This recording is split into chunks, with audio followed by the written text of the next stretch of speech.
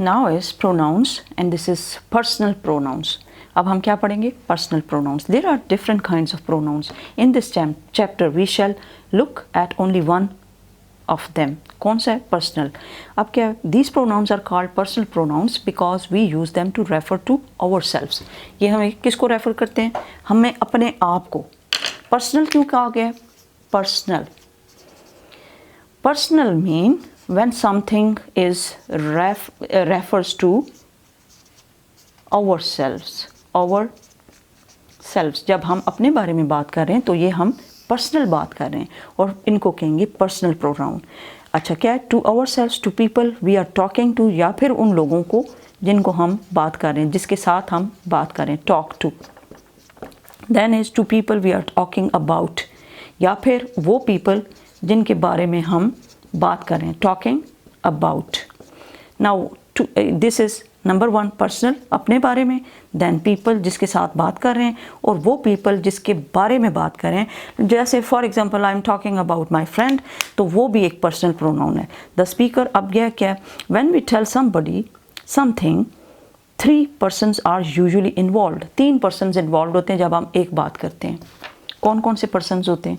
एक जिसके बारे हम खुद जो बात कर रहे हैं, जिसके साथ बात कर रहे हैं, और जिसके बारे में बात कर रहे हैं। There are 3 persons which are involved.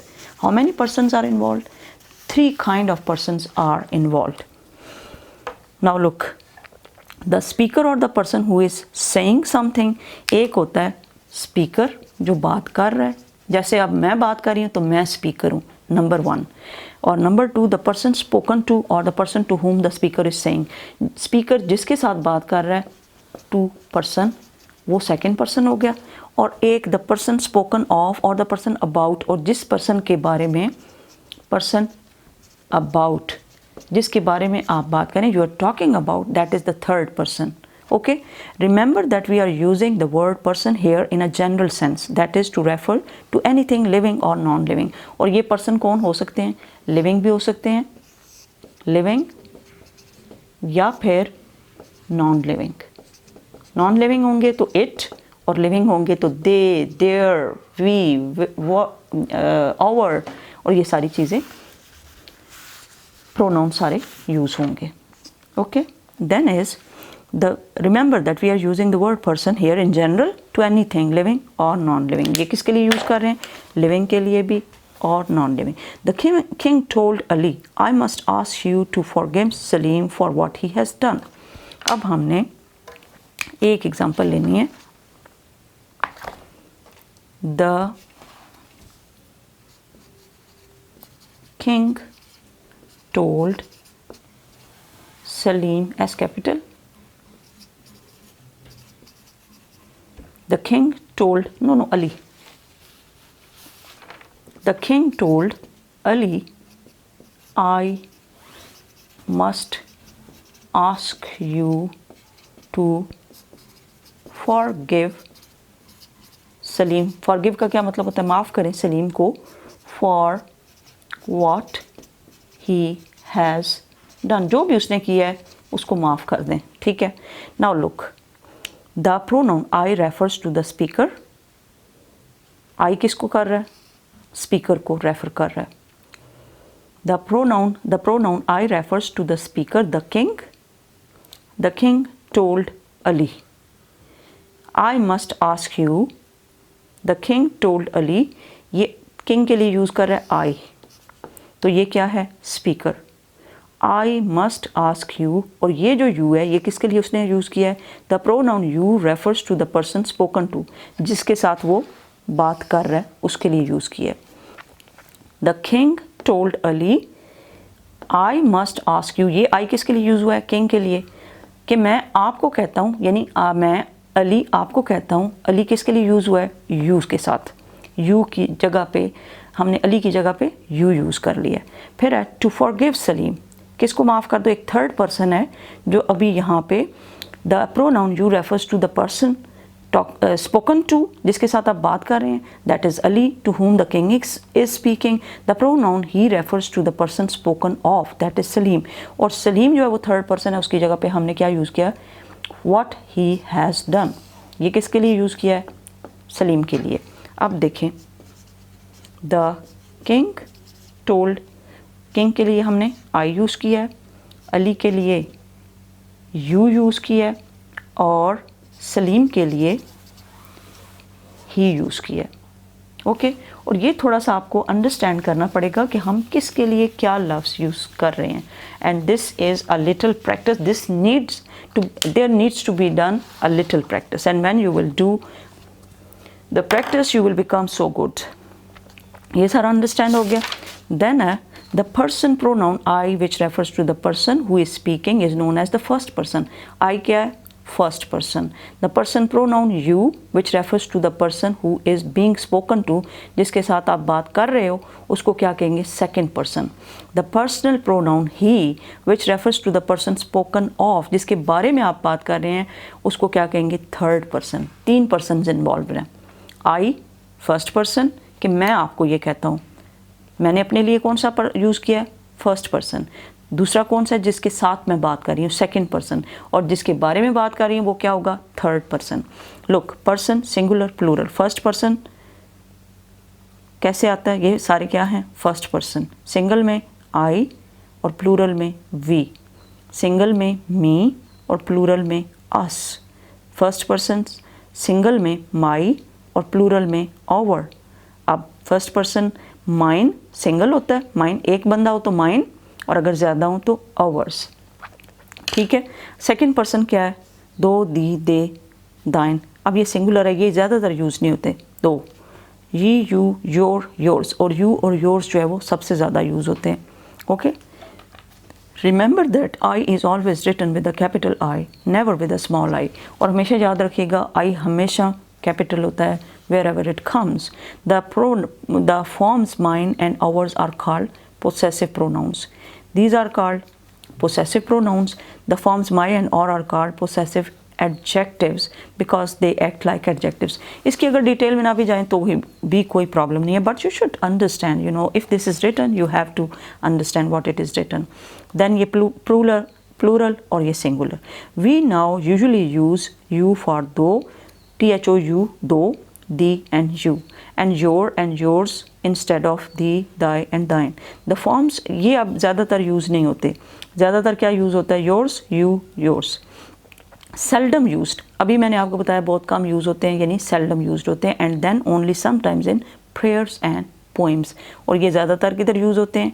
poems and prayers में। thee, they, thine। अब ये किधर यूज़ होते हैं? poems के अंदर। आपको पता ना पोइम्स कैसे लिखते हैं? जैसे अब मैं आपको पेंसिल की पोइम लिख के बताती हूँ। Pencil, my pencil was lying on the table, was lying on the table. अब यू मैं यूज़ करना चाहती हूँ तो मैं अपनी पोइम के अंदर the pencil is lying on the table, thy pencil mean my pencil.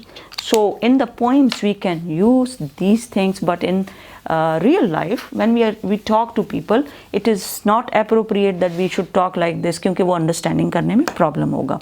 फिर है the forms seldom used, ये कम यूज़ होती हैं, लेकिन कहाँ पे यूज़ होती हैं? prayers में और poems में। आपने prayers में देखा होगा यूज़ होती हैं। We use the plural forms you, yours, your, whether we are talking to one or more than one person.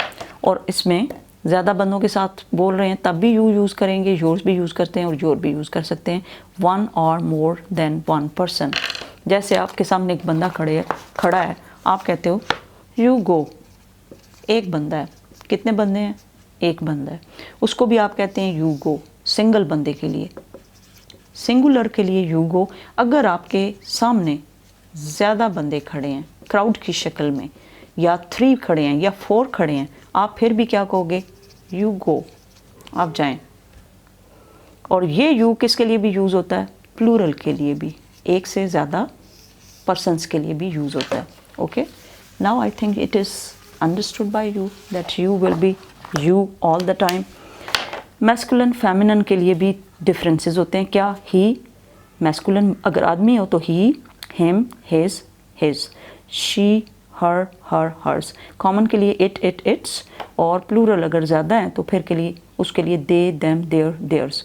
चाहे वो ये क्या नाम है, लिविंग है या नॉन लिविंग है, उसके लिए दे यूज़ हो सकता है।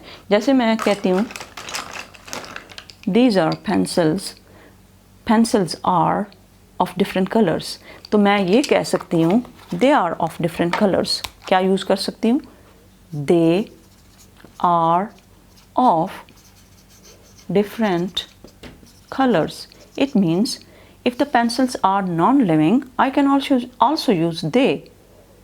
But मैं इस एक पेंसिल के लिए ही यूज़ नहीं कर सकती। अगर ज़्यादा होंगे तो उसकी जगह पे हम दे यूज़ कर लेंगे, ये याद रखिएगा। ओके,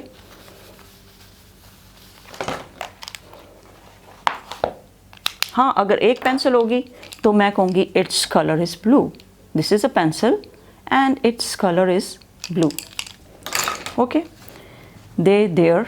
अब देखें किस तरह यूज़ होता है प्लूरल और सिंगुलर। शी के लिए हर, ही के लिए हिज या हिम, दे के लिए देयर, और वी के लिए आवर या फिर अस, यू के लिए योर्स या फिर योर। एक बंदा है तो फिर यू के लिए योर, अगर ज़्यादा बंदे हैं तो योर्स।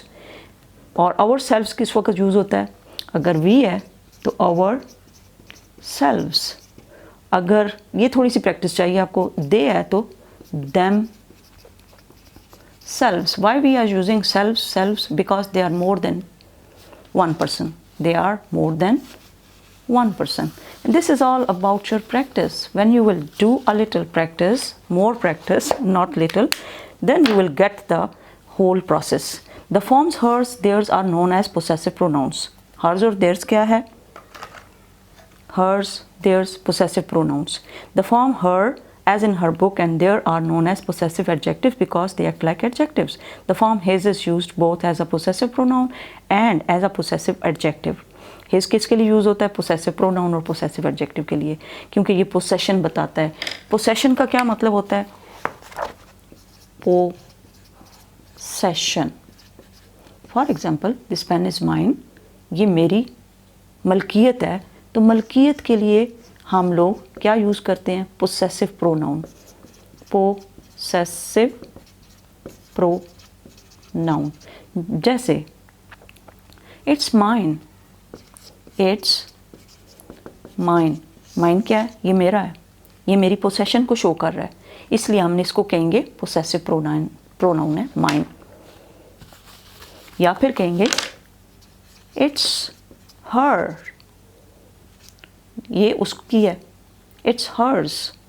तो हम हर्स किसके लिए यूज़ कर रहे हैं, पोसेसिव प्रोनाउन के लिए, कि ये उसका मलकियत है या उसकी मलकियत है, गर्ल की है या बॉय की है।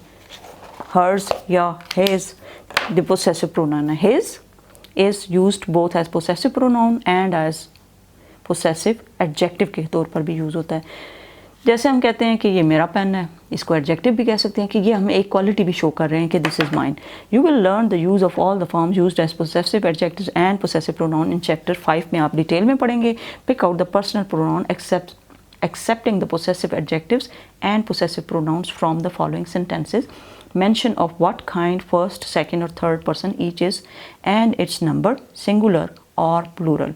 अब आपने क्या करना है, एक दफ़ा आपने इस सारे को सॉल्व करना है और then you will on the video and then you will see the video that how I am going to solve this two B part and A part. First you have to solve by yourself on your copies. पहले खुद solve करें, solve it your self. मैंने क्या आपसे कहा, solve it your self. पहले खुद solve करें, then switch on the video and see that whether you are right or wrong. Okay? तो पहले नंबर पे आपने क्या करना है, वीडियो देखें, और वीडियो ना देखें बल्कि सॉल्व करें। ओके